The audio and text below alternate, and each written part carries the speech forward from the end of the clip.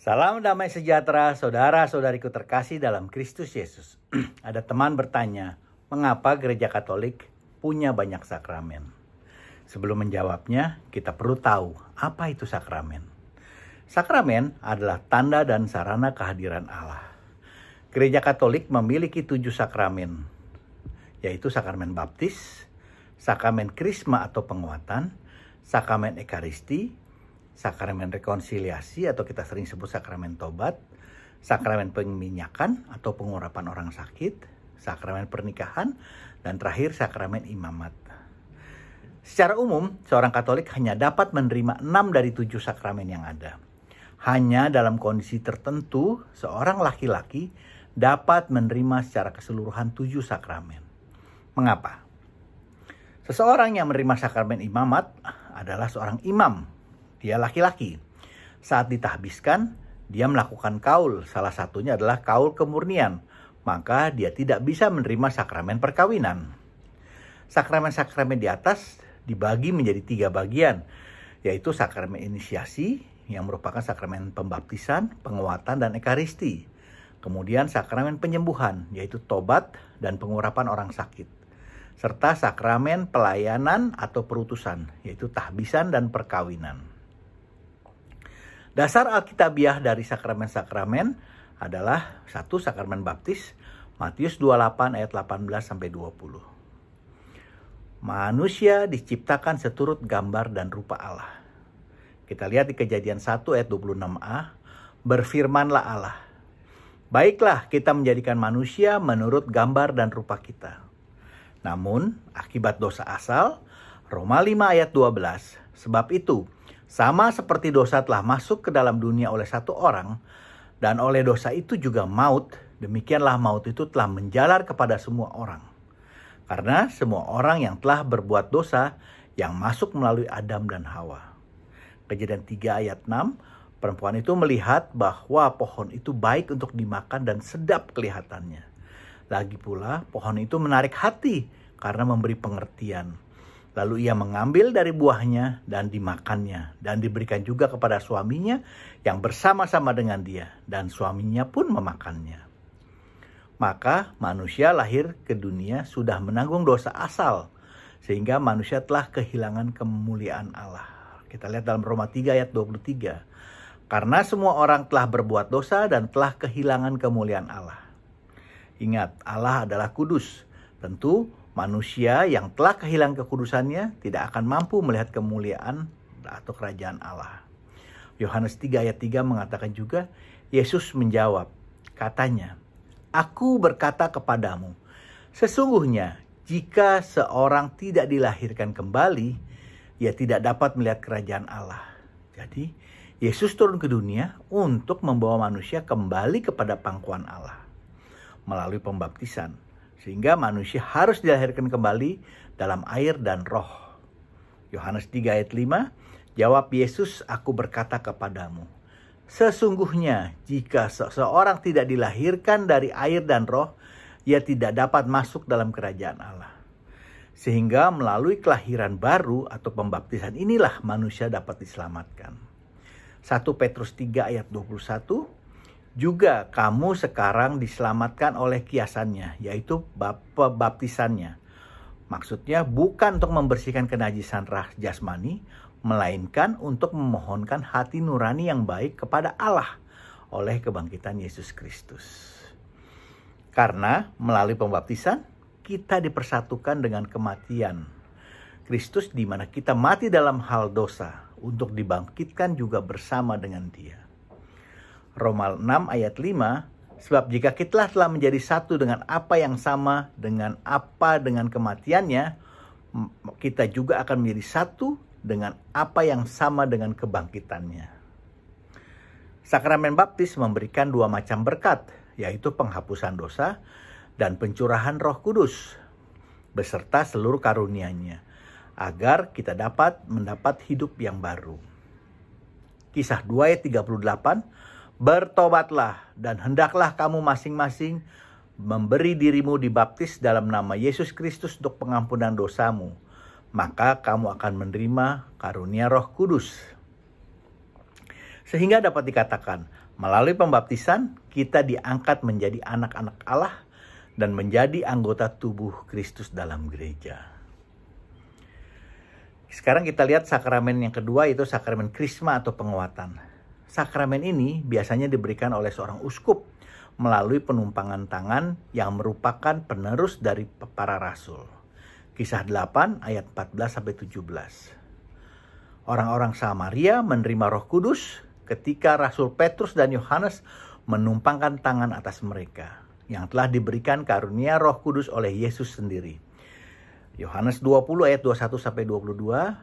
Maka kata Yesus sekali lagi, damai sejahtera bagi kamu, sama seperti Bapa mengutus aku, demikian juga sekarang aku mengutus kamu. Dan sesudah berkata demikian, ia menghembusi mereka dan berkata, terimalah Roh Kudus. Jadi kita tahu pada saat sakramen penguatan kita menerima Roh Kudus. Juga sebetulnya kita sudah menerima pada saat sakramen baptis. Yang ketiga yaitu sakramen Ekaristi. Yohanes 6 ayat 53, Yesus sendiri berkata, jikalau kamu tidak makan daging anak manusia dan minum darahnya, kamu tidak mempunyai hidup di dalam dirimu. Sehingga dalam menyambut Ekaristi, kita melaksanakan ajaran yang diajarkan sendiri oleh Yesus untuk memperoleh hidup kekal. Lukas 22 ayat 19-20, Matius 26 ayat 28, dan Markus 14 ayat 22-24 mengatakan, inilah tubuhku, inilah darahku.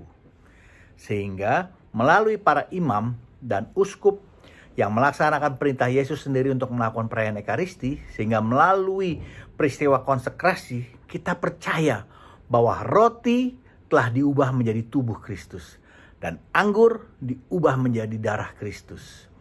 Sehingga kita perlu mempersiapkan dan memeriksa diri kita apa layak menerima tubuh dan darahnya. 1 Korintus 11 ayat 27-29 mengatakan, jadi barang siapa dengan cara yang tidak layak makan roti dan minum cawan Tuhan, ia berdosa terhadap tubuh dan darah Tuhan. Karena itu hendaklah tiap-tiap orang menguji dirinya sendiri dan baru sesudah itu ia makan roti dan minum dari cawan itu. Karena barang siapa makan dan minum tanpa mengakui tubuh Tuhan, ia mendatangkan hukuman atas dirinya. Nah, apa kita masih berani mengatakan kalau itu hanya lambang atau simbol? Yang keempat adalah sakramen tobat atau rekonsiliasi. Keharmonisan hubungan manusia dengan Tuhan terganggu saat manusia jatuh dalam dosa. Setelah manusia jatuh dalam dosa, maka ia kehilangan kemuliaan Tuhan. Roma 3 ayat 23. Karena semua orang telah berbuat dosa dan telah kehilangan kemuliaan Allah, sehingga hubungannya menjadi terputus dan perlu dipulihkan. Gereja Katolik memiliki sarana untuk ini, yaitu melalui sarana tobat yang kita lakukan di hadapan para klerus, imam ataupun uskup. Kenapa harus di hadapan mereka? Bukankah Allah itu Maha Kasih? Kenapa tidak memohon secara langsung? Nah, Yesus sendiri menyuruh 10 orang kusta yang telah disembuhkan untuk datang dan memperlihatkan diri kepada para imam, agar para imam menyatakan ketahirannya. Lukas 17 ayat 12-14. Mungkin perlu juga kita ingat bahwa para rasul diteruskan oleh para uskup yang dibantu oleh Pak Imam, sehingga mereka memiliki kuasa tahbisan untuk mengampuni atas nama Allah, bukan atas nama dirinya sendiri. Yohanes 20 ayat 22-23, dan sesudah berkata demikian, ia menghembusi mereka dan berkata, terimalah Roh Kudus. Jika kamu mengampuni dosa orang, dosanya diampuni. Jikalau kamu menyatakan dosa orang tetap ada, dosanya tetap ada. Jadi di sini kita tahu yang mengampuni dosa bukan imamnya, tapi Roh Kudus yang ada dalam kuasa klerus tadi. Kelima, sakramen perminyakan atau pengurapan orang sakit. Alkitab mengatakan agar kita mencari penatua jemaat saat kita sakit untuk mendoakan dan mengoleskan dengan minyak dalam nama Tuhan. Karena doa yang lahir dari iman akan menyelamatkan si sakit dan membangkitkannya. Jika ia telah berbuat dosa, maka dosa-dosanya akan diampuni.